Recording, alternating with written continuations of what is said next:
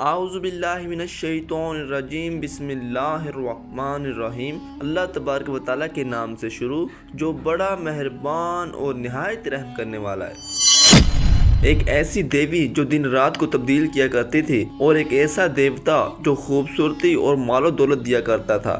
یہ دونوں دیوی اور دیوتا کون تھے اور عرب کے مشہور زمانہ جاہلیت میں بت پرستی کا آغاز کیسے ہوا اور کعبہ میں بتوں کو لانے والا شخص کون تھا اور عرب کے مشہور بت یعنی لات اور عزیٰ کون تھے؟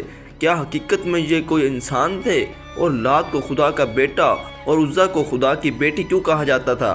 اور پھر حضور پاک صلی اللہ علیہ وآلہ وسلم نے ان دونوں بتوں کا خاتمہ کس طرح فرمایا؟ پیارے دوستو، ان تمام تر سوالات کے جوابات قرآن و حدیث کی روشنی میں آج کی اس ویڈیو میں ہم آپ کو بتائیں گے، لہٰذا آپ سے گزارش ہے کہ ہماری اس ویڈیو کو اینڈ تک ضرور دیکھیے گا۔ پیارے دوستو، جب سے اللہ تبارک و تعالیٰ نے اس کائنات کو تخلیق فرمایا اور ہر دور کے اندر شیطان نے انسانوں کو گمراہ کرنے کے لیے اللہ تبارک و تعالیٰ کی وحدانیت سے دور کر کے بت پرستی کے اندر مبتلا کر دیا۔ آج کی اس ویڈیو میں ہم آپ کو بتائیں گے کہ کعبہ کے اندر بت پرستی کس طرح شروع ہوئی اور کس طرح کعبہ کے مسلمانوں کو شیطان نے اللہ تبارک و تعالیٰ کی وحدانیت سے دور کیا اور بت پرستی کے اندر مبتلا کیا۔ اللہ تبارک و تعالیٰ قرآن پاک کی سورۃ نجم میں ارشاد فرماتا ہے، پھر کیا تم نے لات اور عزیٰ کو بھی دیکھا اور تیسرے منات گھٹیا کو بھی؟ پیارے دوستو، زمانہ جاہلیت میں عرب کے لوگ اللہ تبارک و تعالیٰ کی وحدانیت کو چھوڑ کر بتوں کی پوجا کیا کرتے تھے اور ایمان کو چھوڑ کر اس شرک کے اندر مبتلا تھے۔ ویسے تو عرب کے اندر بہت سارے بتوں کی پوجا کی جاتی تھی، لیکن عرب کے دو مشہور بت تھے جن کا نام لات اور عزیٰ تھا۔ لات کے معنی جھک جانا ہے، چونکہ لوگ اس کے سامنے اکثر جھکے رہتے تھے اور اس کو کثرت کے ساتھ سجدہ کیا کرتے تھے۔ پیارے دوستو، مشرکین مکہ کا یہ عقیدہ تھا کہ لات خوبصورتی، زرخیزی اور خوشحالی دیتا ہے، جبکہ عزیٰ دیوی سیاہ و سفید کی مالکہ ہے، دن رات کو تبدیل کرنا اس کی ذمہ داری ہے۔ مشرکین مکہ لات کو خدا کا بیٹا اور عزیٰ کو خدا کی بیٹی کہا کرتے تھے۔ پیارے دوستو، زمانہ جاہلیت کے اندر یہ دونوں بت عرب کے اندر اتنے مقبول تھے کہ لوگ بات بات پر ان بتوں کی قسمیں کھایا کرتے تھے اور ان بتوں کی حفاظت کرنے والے کہن لات اور عزیٰ کے نام پر لوگوں سے بہت سارے مال و دولت کماتے اور روپیہ پیسہ اکٹھا کرتے تھے۔ پیارے دوستو، بات کرتے ہیں کہ عرب کے یہ دونوں مشہور بت یعنی لات اور عزیٰ کہاں سے آئے اور ان کی عبادت کیسے شروع ہوئی۔ روایت میں آتا ہے کہ عرب کا ایک مشہور اور نیک آدمی تھا جس کا نام لات تھا۔ چونکہ مکہ میں لوگ مکہ کی زیارت کے لیے کثرت کے ساتھ آیا کرتے تھے اور یہ شخص بہت زیادہ مہمان نواز تھا۔ یہ آنے جانے والے تمام لوگوں کو ستو پلایا کرتا تھا۔ یہ شخص بہت زیادہ نیک اور ہر کسی کی مدد کرتا تھا۔ صحیح بخاری میں حضرت ابن عباس رضی اللہ تعالیٰ عنہ فرماتے ہیں کہ لات ایسا شخص تھا جو حاجیوں کے ستوؤں کو گھولا کرتا تھا۔ اسی زمانے میں عزیٰ نامی ایک نیک اور شریف لڑکی تھی۔ یہ عزیٰ نامی خاتون طائف کے لوگوں کو ایک ویران مکان میں ملی تھی۔ اسی وجہ سے عزیٰ کے بارے میں نعوذ باللہ یہ مشہور تھا کہ وہ خدا کی بیٹی ہے۔ جب یہ عزیٰ نامی خاتون جوان ہوئی، جو کوئی بھی اس کو بری نظر سے دیکھتا وہ کسی نہ کسی بیماری یا مصیبت کے اندر مبتلا ہو جاتا۔ چنانچہ صورتحال کو دیکھ کر مکہ اور طائف کے سرداروں نے یہ فیصلہ کیا کہ لات اور عزیٰ کی شادی کرا دی جائے۔ چنانچہ تمام سرداروں کی مشاورت کے بعد لات اور عزیٰ کی شادی کرا دی گئی اور شادی کی پہلی رات ایسا واقعہ پیش آیا جس کو دیکھ کر تمام لوگوں کے ہوش اڑ گئے۔ کہا جاتا ہے کہ لات اور عزیٰ جب شادی کی پہلی رات اپنے حجرہ عروسی یعنی کمرے میں داخل ہوئے تو اس کے بعد وہ دونوں لوگوں کو کبھی نہ ملے۔ وہ ہمیشہ ہمیشہ کے لیے اپنے کمرے سے غائب ہو گئے، نہ جانے وہ کہاں چلے گئے۔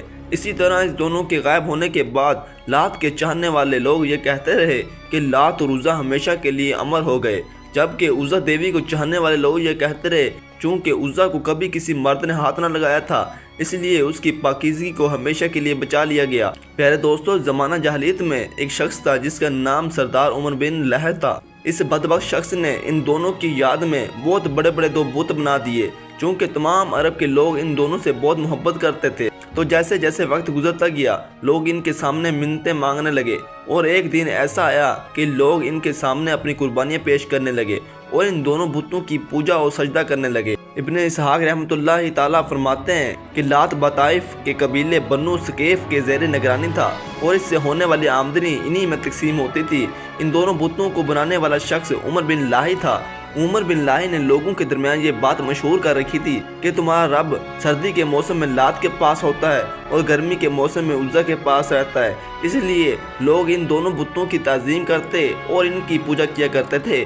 اور ان کے لیے ایک خاص قسم کے ہجرے بھی بنا رکھے تھے۔ جس طرح لوگ کعبہ کو قربانی کا جانور بھیجتے تھے، اسی طرح یہ لوگ ان دونوں بتوں کے لیے قربانی کا جانور بھیجتے اور ان کے ناموں پر قربانی کرتے۔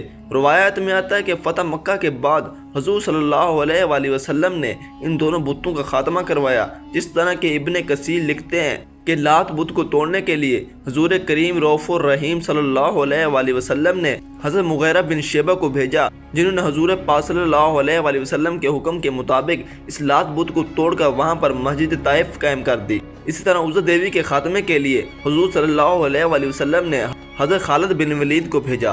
حضرت ابو توفیق رضی اللہ تعالیٰ عنہ سے مروی ہے کہ وہ فرماتے ہیں کہ جب رسول اللہ صلی اللہ علیہ وآلہ وسلم نے مکہ مکرمہ فتح کیا تو حضرت خالد بن ولید کو بطن نخلہ کی جانب بھیجا اور وہاں پر عزا نامی بت تھا۔ حضرت خالد بن ولید اس درخت کے پاس گئے اور کیکر کے درختوں کو کاٹ دیا اور عزا کے حجرے کو تباہ کر دیا۔ پھر حضرت خالد بن ولید نے حضور صلی اللہ علیہ وآلہ وسلم کی بارگاہ میں حاضر ہو کر اس واقعے کی اطلاع دی تو حضور صلی اللہ علیہ وآلہ وسلم نے ارشاد فرمایا کہ دوبارہ جاؤ، تم نے کچھ کیا ہی نہیں۔ چنانچہ حضور پاک صلی اللہ علیہ وآلہ وسلم کا حکم پاتے ہی حضرت خالد بن ولید دوبارہ اسی طرف روانہ ہوئے اور وہاں پہنچ کر اپنے آپ کو چکنا رکھا۔ جب مجاہروں نے حضرت خالد بن ولید کو دیکھا تو کہنے لگے کہ عزا عزا، یعنی عزا کو پکارنے لگے۔ چنانچہ اس وقت حضرت خالد بن ولید کے سامنے ایک سیاہ رنگ والی برہنہ عورت ظاہر ہوئی جس کے بال بکھرے ہوئے تھے اور وہ خاک اڑا رہی تھی۔ پھر حضرت خالد بن ولید نے اس پر تلوار کا وار کیا اور دیکھتے ہی دیکھتے اس چڑیل کے 2 ٹکڑے کر دیے۔ اس عورت کو قتل کرنے کے بعد حضرت خالد بن ولید حضور پاک صلی اللہ علیہ وآلہ وسلم کی بارگاہ میں دوبارہ حاضر ہوئے اور اس واقعے کے بارے میں حضور پاک صلی اللہ علیہ وآلہ وسلم کو اطلاع دی تو حضور صلی اللہ علیہ وآلہ وسلم نے ارشاد فرمایا کہ ہاں وہ عزا ہی تھی۔ پیارے دوستو، اسی طرح عرب کے مشہور اور خاص بت لات اور عزا کو حضور پاک صلی اللہ علیہ وآلہ وسلم نے دنیا سے ہمیشہ کے لیے ختم کرا دیا اور مکہ کی سرزمین کو پاک سرزمین بنا دیا۔